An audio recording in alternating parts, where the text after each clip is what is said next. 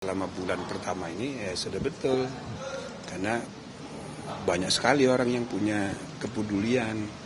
Pagi ada Pak Dipo Alam, mantan menteri, mantan seknek, ada Pak Bekto, mantan baris krim, ada Institut Peradaban di sekretariat sana. Nah, ya intinya banyak yang peduli gitu loh untuk memberi masukan. Jadi apa yang kita lakukan untuk membuka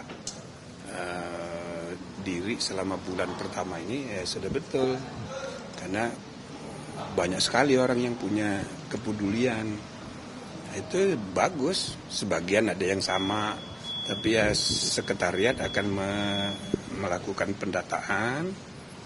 Kira-kira nanti ada yang perlu kita putuskan, nanti pada bulan kedua itu kita memilih kira-kira untuk kebijakan reformasinya kayak apa, yang ujungnya nanti pasti mengubah undang-undang. Nah, untuk rumusan undang-undangnya nanti bulan ketiga.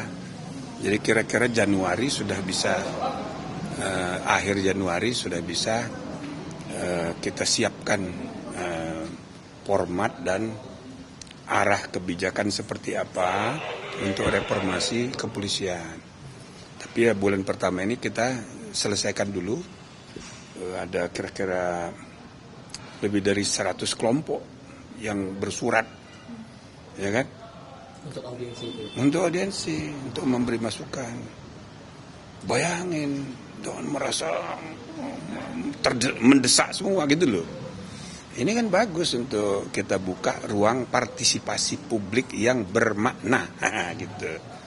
Terkait nanti mengelola aspirasi masyarakat terkait dengan isu-isu yang dilaporkan, atau mungkin bisa diselesaikan. Jadi ada dua macam nanti yang sifatnya ke depan memerlukan policy reform gitu. Itu satu kelompok. Yang kedua itu yang kira-kira yang operasional, kasus yang nanti kalau memang itu masuk akal dan memang baik, kita rekomendasikan kepada Kapolri yang juga adalah anggota dari komisi ini, langsung dikerjain.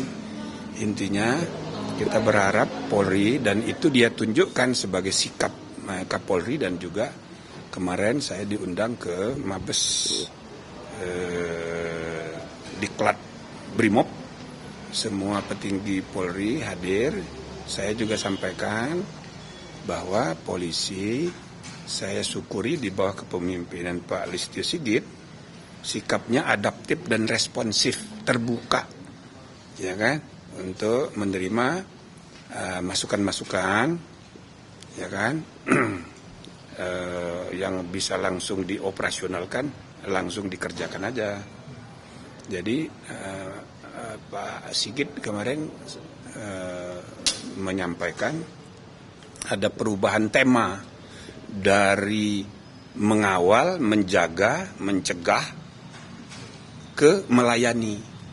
Jadi polisi ke depan diharapkan lebih, ya kan, ngayomi, melindungi, mengayomi dan melayani masyarakat. Gitu kira-kira itu. Terkait pemberlakuan KUHP dan KUHP, apakah akan berdampak dengan tim ini? Ya pasti, itu juga akan kita diskusikan. Jadi kita harus syukuri KUHP sudah ditetapkan dan mulai akan berlaku tahun depan. Ini sejarah. Kenapa? Usaha untuk memperbarui KUHP kan sejak tahun 63, baru berhasil sekarang. 2023 kemarin, dan berlakunya mulai tahun depan. Jadi kita harus siap-siap. Yang kedua, yang terakhir KUHP. Nah, ini kan pasangan hukum material dan hukum formilnya. Nah, di mana di dalamnya salah satu yang juga mengalami penguatan kebijakan ialah mekanisme restoratif justice. Ya, peradilan yang memulihkan, bukan sekedar membalas kesalahan. Nah, ini filosofi baru yang mudah-mudahan lebih sesuai gitu loh dengan karakter negara hukum kita.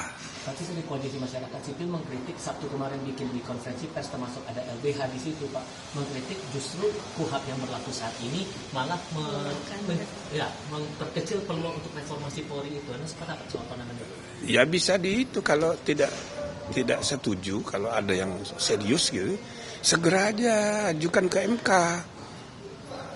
Tidak usah nunggu 30 hari, tidak usah nunggu ditandatangani oleh Presiden. Tapi jadi mereka berharapnya perpu Pak. Gitu. Hah? Tapi mereka berharap Lo kenapa perpu? Karena Itu kan ada pasal bermasalah itu. lah iya diajukan judicial review. Itu mekanismenya. Kok perpu? Nanti kalau perpu ditetapkan untuk kepentingan yang lain marah. Nah, ini supaya yang sesuai sama dia bikin perpu. Jadi perpu itu kayak jadi gitu loh. Ya kan? Itu nanti disalahgunakan. Ya udah sudah ada mekanismenya. Undang-undang sudah jadi dan sudah disahkan secara material, sudah final. KUHP itu sudah final disahkan di DPR berdasarkan pasal 20 ayat 5 Undang-Undang Dasar kita. Tapi ada peluang di situ dalam 30 hari kalau Presiden tidak menandatangani itu langsung sah menjadi undang-undang, artinya sudah final secara material. Nah, maka tidak usah nunggu 30 hari, ajukan aja ke MK, dan MK pun harus sudah membangun tradisi bahwa tidak usah nunggu diundangkan dulu pakai nomor baru diuji. Jadi rancangan undang-undang yang sudah ketok palu itu sudah final secara material, daripada nanti menimbulkan korban, segera aja diuji, minta prioritas sidang cepat. Nah gitu. Jangan perpu dong. Nanti dilanjut ya teman-teman ya.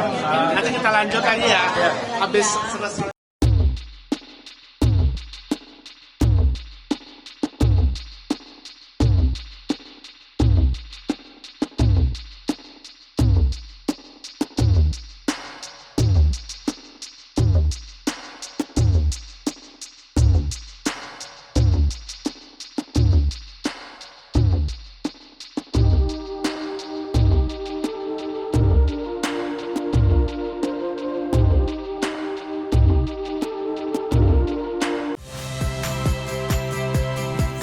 Rizka Clarissa.